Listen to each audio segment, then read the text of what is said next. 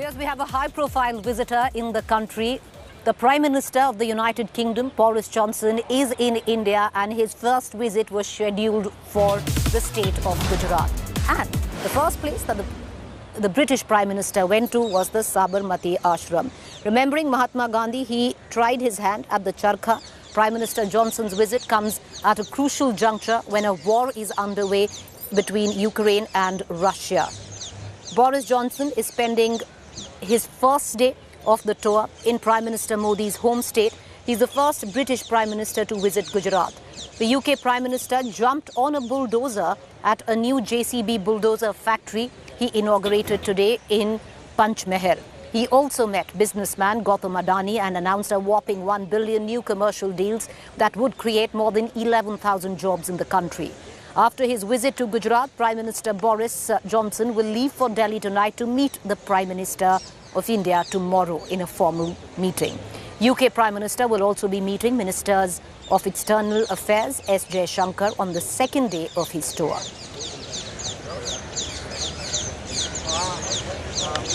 Mr. Prime Minister, sir, we know the heat is oppressive and your schedule crunching, but one word on your first trip to the land of Gandhi.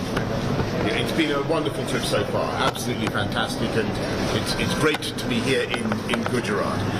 Gujarat is an extraordinary place, and as you know, we have a huge Gujarati community in the UK, which incarnates the living bridge between India and the Ukraine. And UK. About building bridges with Prime Minister Modi tomorrow? Yes, well, I'm looking forward very much to our conversation, and we'll talk about trade, about security, about all the issues that we share. Thank you very much. Thank you. Thank you. Mr. Prime Minister, sir, we know the heat is oppressive and your schedule crunching, but one word on your first trip to the land of Gandhi.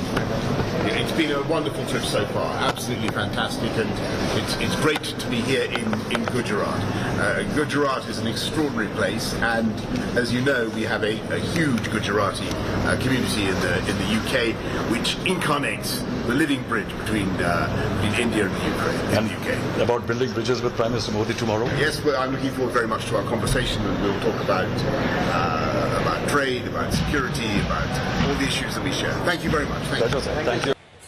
All right, the British Prime Minister would be meeting his Indian counterpart tomorrow in a formal meeting, but the Prime Minister before that will be addressing, address to the nation today from the ramparts of the Red Fort at 9:45 p.m. And there's one thing that everybody has their eyes and ears clearly perked up on is whether he will address the current communal strife that the country is going through. What's also interesting, viewers, is that what you saw, the British Prime Minister, Boris Johnson, inaugurating a factory of a JCB, the bulldozer, in the national capital. The Supreme Court today halted the march of the bulldozer a little longer. Status quo remains on the demolition drive where Jahangirpuri is concerned.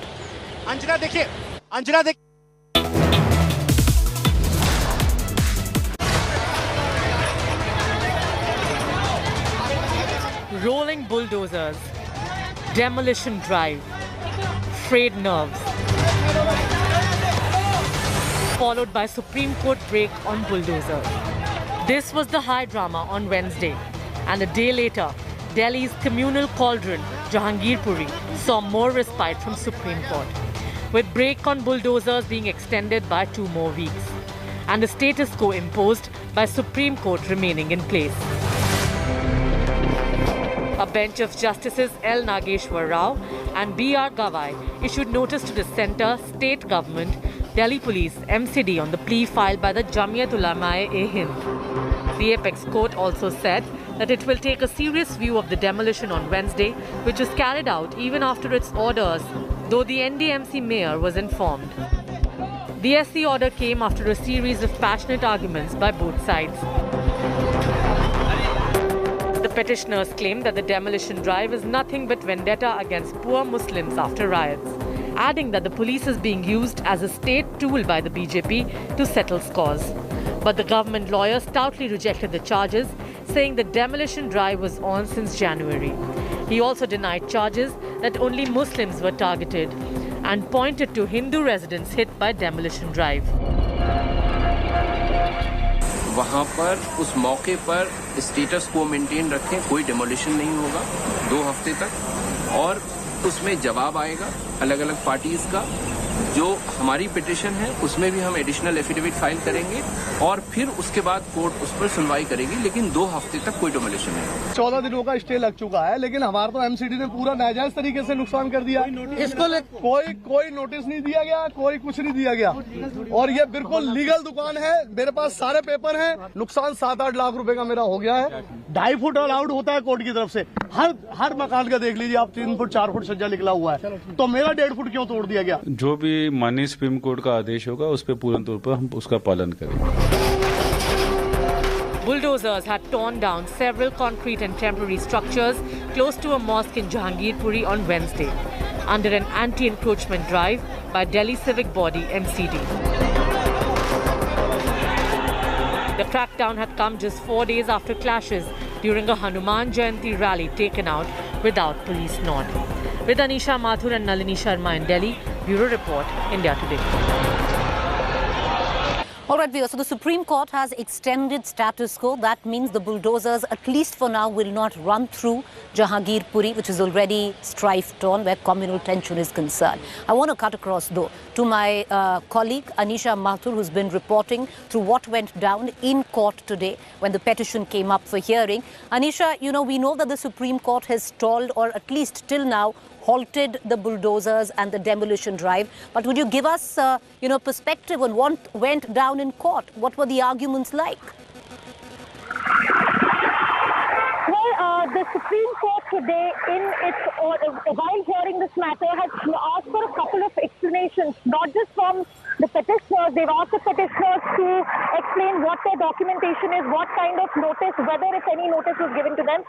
More importantly, the court has asked the government, that notice has been issued to the government of the Municipal Corporation of Delhi, to the Delhi Police, as well as the Delhi government, as well as the governments of the other states which were mentioned in the petition, regarding what the petitioners have alleged as deliberate targeting and deliberate demolition politics. Now, the court has said one thing that is very clear, that first of all, the court has asked what was the process followed, was any notice issued, what are the legal provisions required. Remember, the government of India, the government through the Solicitor General had argued that this demolition drive is not, as has been alleged, a political vendetta. It is in fact a regular demolition drive which is being carried out by the municipality. In fact, the Solicitor General said that this is the 4th or 5th demolition drive in that area alone, because it was being done on the orders of the High Court. So the Supreme Court has asked the government to file a detailed affidavit. In addition, the court has also asked the affidavits from the petitioners regarding what is the timeline by which the mayor of the MCD was informed about the court orders, and has said clearly that it will take it very seriously if such violation of the order was actually done. Back to you.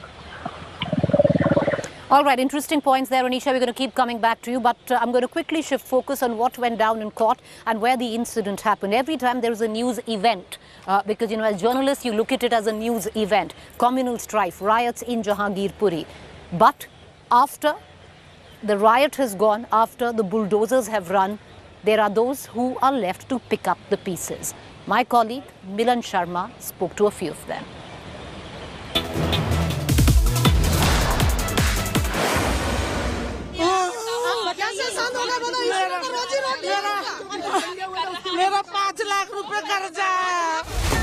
Surrounded by Delhi Police, Municipal Corporation of Delhi bulldozed their home and shops in Jahangirpuri of the capital today.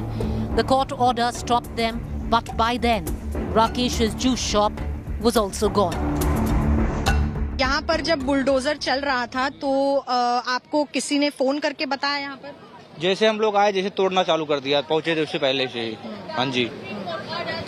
मुझे एक बात बताइए कि ये जो दुकान थी कितने समय से यहाँ पर थी? जी ये 15-20 साल हो गए इसको। 15-20 सालों से, और आज अचानक से बुलडोजर चलने लगा अचानक से।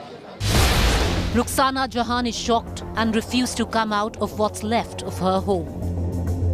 मैं बीमार था, मैं घर का अंदर सो रहा था, ये तोड़ ताड़ के चला गया। आप सो रहे थे? हाँ, मेरा तो भी घबराहट हो रहा है, सब पुलिस वाला आ गया, मेरे को डर लग गया, तो मैं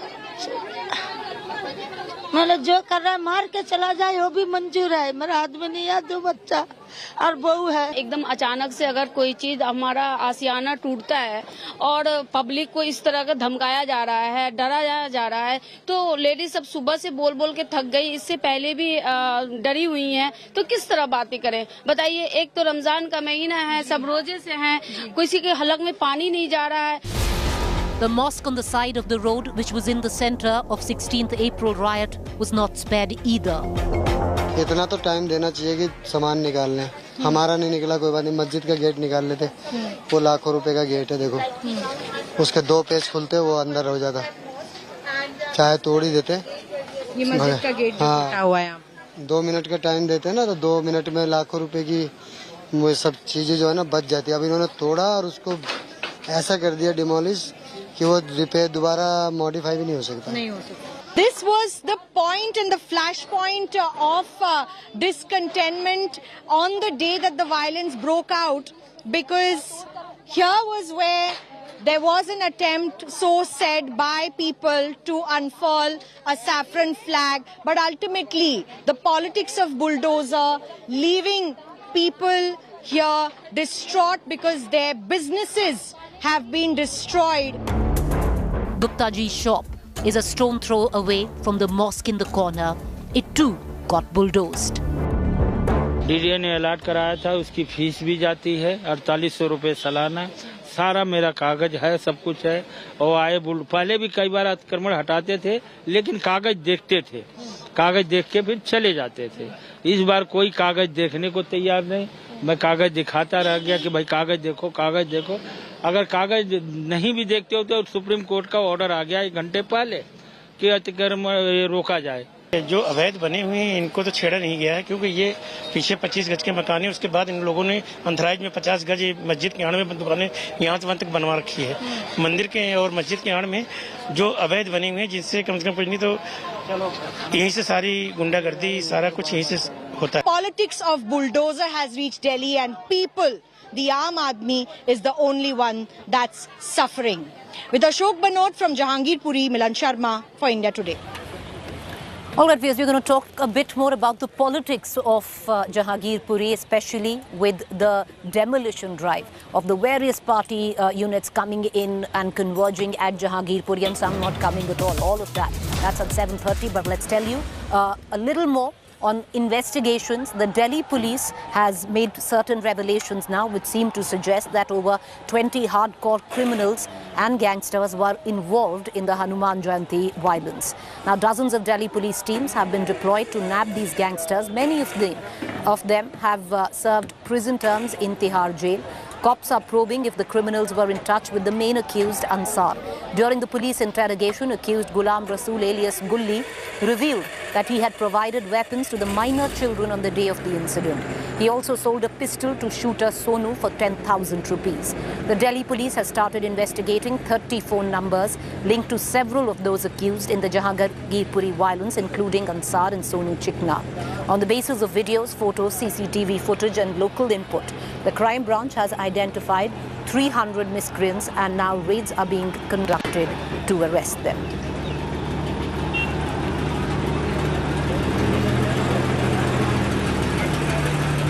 That, viewers, is the uptick in COVID cases where the national capital Delhi is concerned. How worrying is it?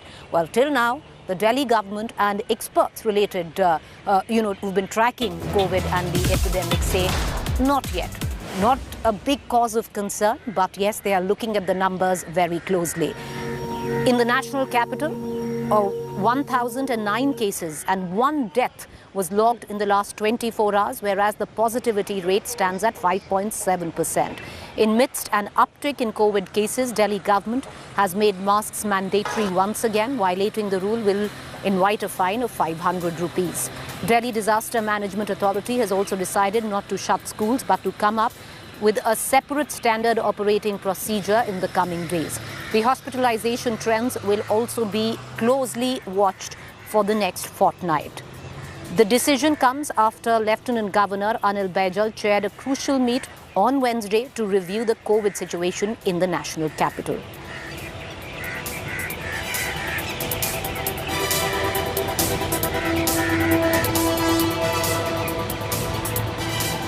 All right, for those of you who are into Netflix and can't really do without all the shows there, well, you might want to see the next story. Major changes coming the Netflix way.